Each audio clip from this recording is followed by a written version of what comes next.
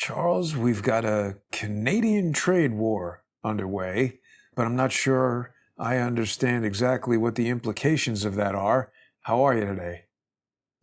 Great. Thanks for asking. I hope you're well. My one of my former business partners referred to Canadians as Canidiots.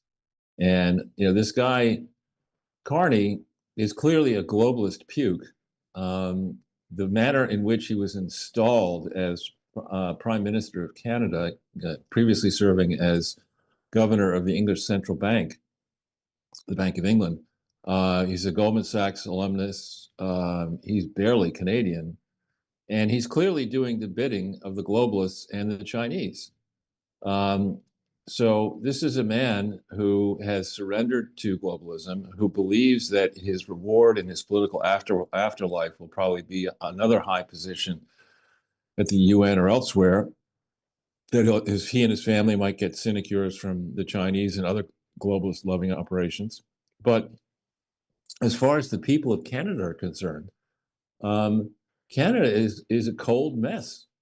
Even in the summer, it's a cold mess. And in terms of uh, holding itself out as a place to welcome capital for private entrepreneurs, that's done. There were strong arguments in Vancouver, in British Columbia, for a time for Chinese wealthy Chinese families based in the mainland to have insurance money parked in real estate in British Columbia. So specifically in Vancouver, which is, I've only been there once long ago, but it's a very beautiful place. That said, what is the argument to create the next Google or NVIDIA or you name it in Canada? There is no such argument. And the government is oppressive. It is all in for censorship. It's all in for economic feudalism. I call it F-U-T-I-L-I-S-M, feudalism. Um, and this is before we start considering the impact of robots replacing human labor, They have a which, great is Olympics event with the robots over the weekend. They're running into walls. right.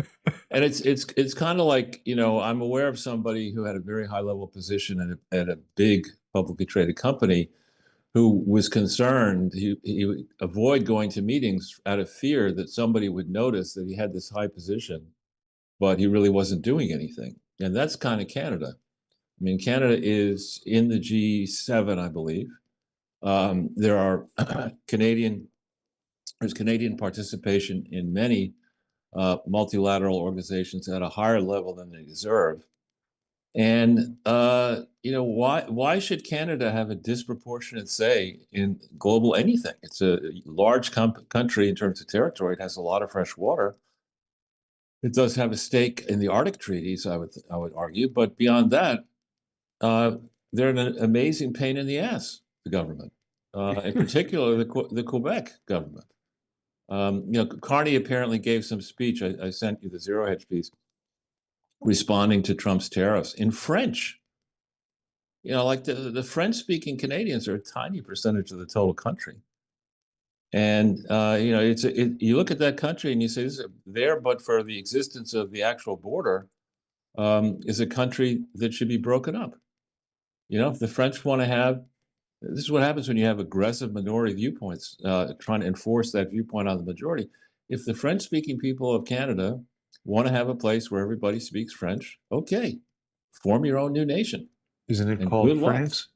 It's called Quebec. It's called Quebec. Make it Quebec. The government, le gouvernement of Quebec. And yes, they've got great food there, and the strippers can actually in Quebec apparently they're allowed to go bottomless and topless. You've been And they told. have, yeah, I've been told, yeah,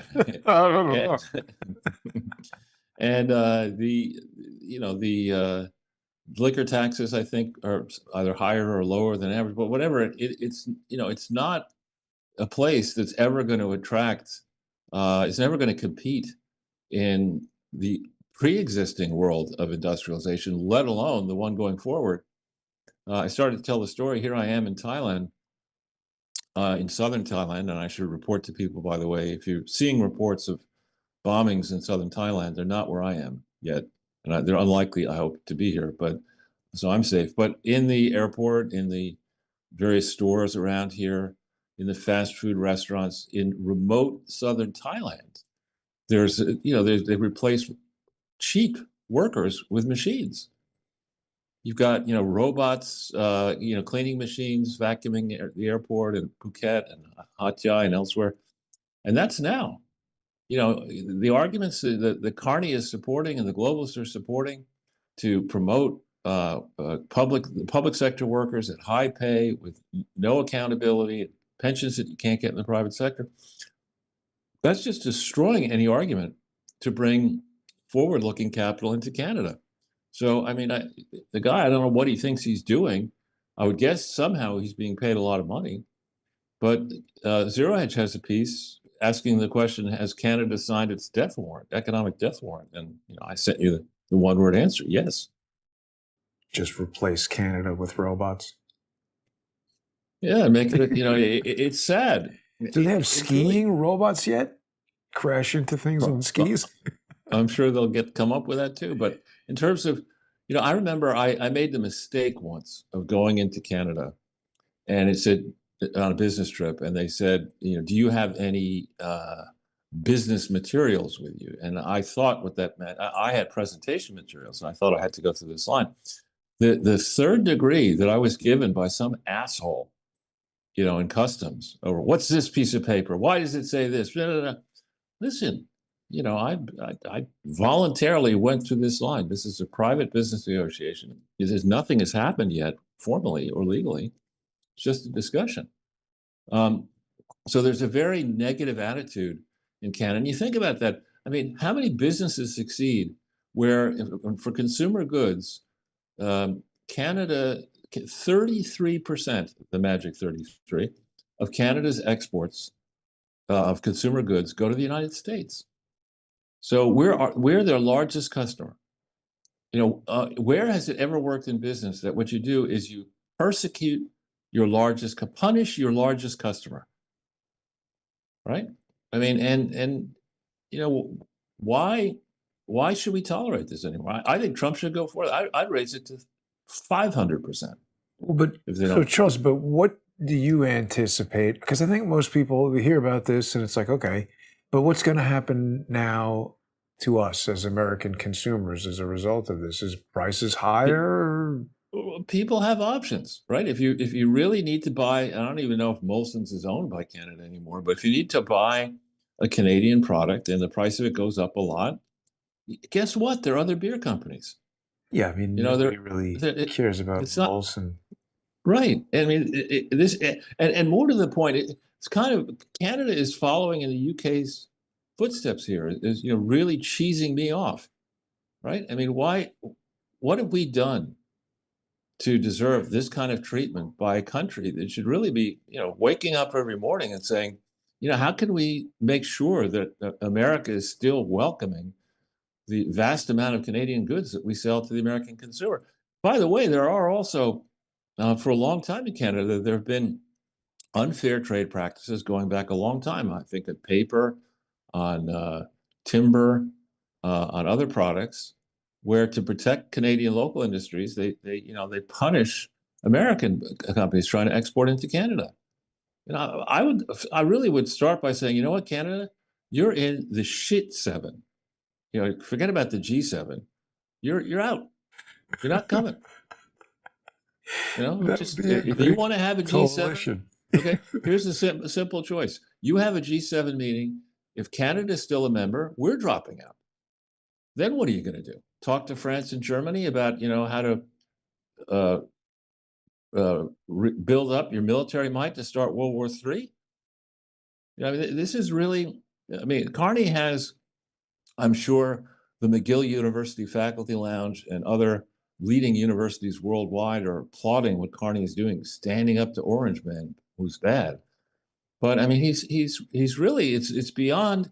If you can have a process like this, following preceding the idea that Joe Bite Me was actually able to pretend to be president when anybody close to him knew that he was couldn't even manage his diapers. And then you decide peremptorily, you know what, we'll just have shoehorn the vice president in, no primaries, no nothing. And that's in essence what they did with Trudeau out, Carney in, same game plan. I thought the left was all into protecting democracy. We're promoting the interests of the Zelensky guy who canceled his election, whose family is stealing money right and left.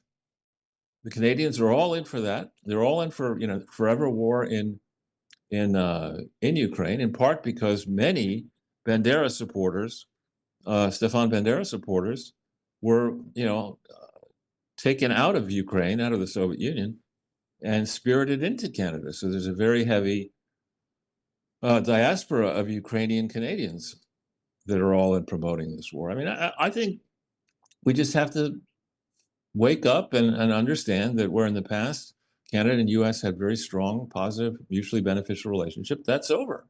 Carney is an asshole, and the Canadian and Doug Ford, the guy in Ontario, I think the equivalent of a governor, about another asshole.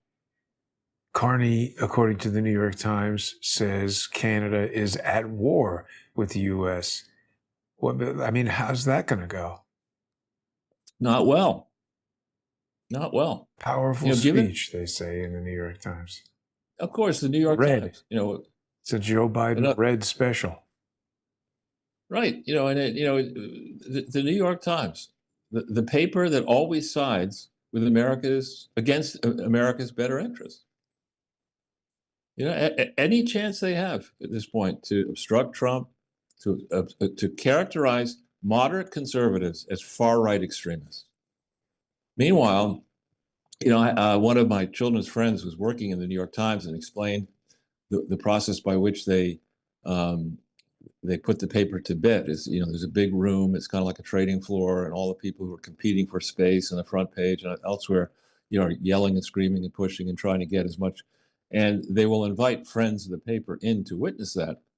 And this guy was saying, if you weren't such a conservative, I would invite you in. I said, I was about as much interest in doing that as amputating my right hand. I don't care about how the New York Times is put to bed. Charles, what about this? Former Canadian Prime Minister Justin Trudeau and a toilet plunger went viral in Home Hardware. So he's doing well. Yeah, isn't he dating Katy Perry now or something? Allegedly. Yeah. But I mean, this is ridiculous. He's like a douchebag on TikTok.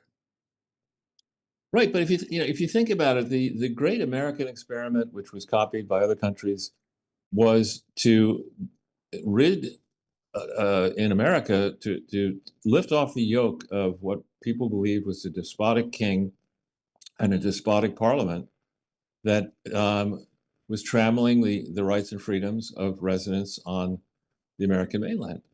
And looking at Western governments now, how many of them are doing exactly the same thing? L'état c'est moi.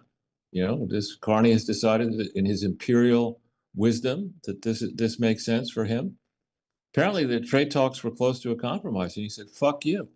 I can get a better deal. If I were Trump, I would teach this motherfucker a lesson. I would make, I would eliminate the support for the Carney government, which I think we could do pretty easily. And I also would, encourage Alberta to secede. And as far as this idea, when you go into Canada, across all of Canada, every sign has French and English with it. What are we going to do in New York? How many different languages do we have in New York? They pretty much do, though, Spanish and Chinese now. No. Every government sign. You're at the airport, customs, douane, whatever. They have a lot of Spanish and Chinese. Yeah, again, New York. I mean, New York is it's sailing down the path to economic oblivion. But wait, let's stay on Canada before we get to the economic oblivion of New York. Trump says Canada wants the benefits of being a U.S. state. He should just start calling him Governor Carney. I think I just let him twist in the wind. Right? They think they have a lever. They do provide water-based power into New York State, actually, Ontario Hydro. But they have a desperate problem. Like, I learned this in 2000, almost 20 years ago, that the Ontario Teachers Pension Fund has a disastrous arrangement with retired teachers where the rate of return on the retired teachers' investments is guaranteed by the government. But there's no way you can do that. And the population of active teachers is shrinking relative to the population of retired teachers. So the contributions that are coming into the pension plan from the teachers, plus the available rates of return, are just not enough to make that logic work. And that's written across other sectors, vast sectors of this highly government influenced nation. That but for its supply of land, natural gas, and oil, name one Canadian company that is an innovator in technology. Well, Nortel, but the Chinese stole it. So, but Charles, what about the fact that this is saying crude oil is over 100 billion? Won't this exacerbate gas prices that are already going up because of Iran? Venezuela? Just take it. No. The point is, there's plenty of crude. We have, a lot. I believe the United States is an exporter of crude.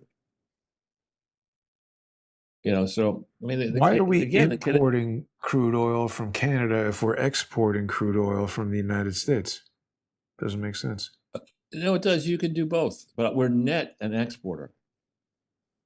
So if we could just pump up as prices rise on the world market, it makes ever more greater and greater sense to exploit reservoirs inside the United States that have not yet been tapped fully. So no, Canada does not have. I mean, we have the winning hand. They have poked the bear here, and more to the point, they're just fucking annoying, right? These are annoying. This is an annoying government that is just that is playing along with the Get Trumpy movement, to be popular in the faculty lounges around the world. It makes no sense what he's doing, and he won't prevail. It's the first time anything like this has happened, right? No, we had been at loggerheads with Canada in the past as well. I forget the guy's name, but there have been various and sundry pain in the ass Canadian prime ministers, including Trudeau. Yeah. Father and son. So it's kind of it's a relationship that maybe we should have a divorce. Maybe it's time to put a big strong border across the north. Wasn't Pierre Trudeau the first basically guy to get down with Mao? Yeah, he visited Mao before Nixon. Yeah. So what the hell is that about? Well, if you're sitting there as China and you have a landmass that's large, but you have a population that's what, many times the size of the Canadian population spread over a smaller landmass, I think, than Canada. You look at that and you say, someday we're going to need this land in Canada. So let's lay a beachhead. Let's send our families over there. Let's let them, become entrenched in Canada. And when the time makes sense, we'll make our move there. So again, this is a policy that's stuck on stupid. The other thing is, you were talking about Vancouver. I was in Vancouver just a few years ago visiting the unfortunately departed David Hawkins.